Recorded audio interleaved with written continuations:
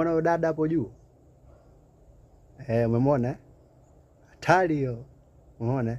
Ana mtoto kaumbika, mtoto na shepu lake. Ila swali moja. Kwa nini wakizeeka mashepu yale hatuyaoni tena? Yanaendaga wapi? Ndio swali langu kubwa nimelileta leo hapa. Usicheke, atuchekeshi.